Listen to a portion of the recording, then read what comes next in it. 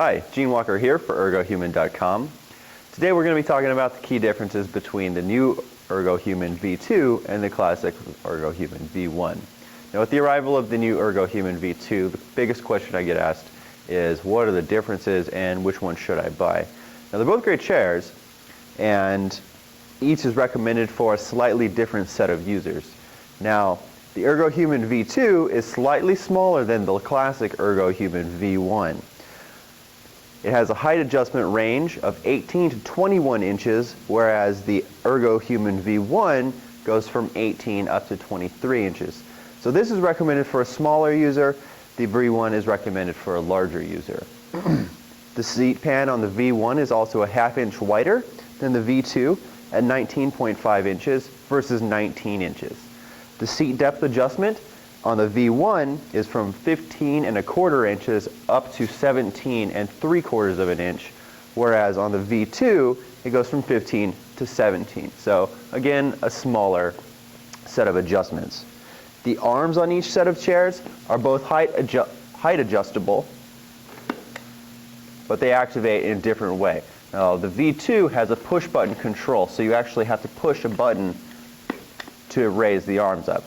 The arms on the Ergohuman V1 are actually ratchet height adjustable, so all you have to do is just lift up on them and they'll raise. Now, when you raise it all the way to the top, you see they'll fall back down into the original position, allowing you to start over and adjust them to your preference.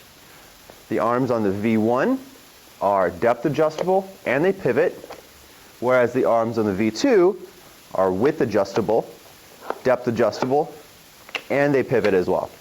So they're both great arms. They're going to allow you to kind of put them exactly where you need to be. Lots of adjustability there. Now, another key difference between the two versions of the Ergohuman is that the V2 has been redesigned with a new base and a new mechanism, whereas the Ergohuman V1, the mechanism is all encased in this black plastic housing, polished aluminum base with black trim. On the V2, the base is solid aluminum, it's polished aluminum, and the mechanism has been redesigned to be more sleek and modern. Now, another really cool feature of the Ergohuman V1 is that all adjustments are done with one paddle on the side of the chair. It's called single paddle design. Now, to control the seat depth, you just push it forward, and that allows you to set the seat depth adjustment exactly where it needs to be.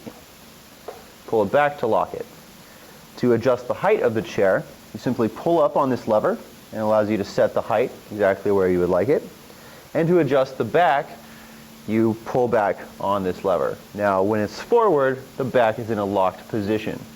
To disengage that lock, you pull it back, and you're engaged in free recline mode. Now, there are 3 positions for this tilt lock, and if you like to set it at the back or in any of them, you just push this lever forward as it's reclined. As you can see, the back stays back. Now, to disengage that, you just lean back in the chair, pull it back, and you're able to sit forward again.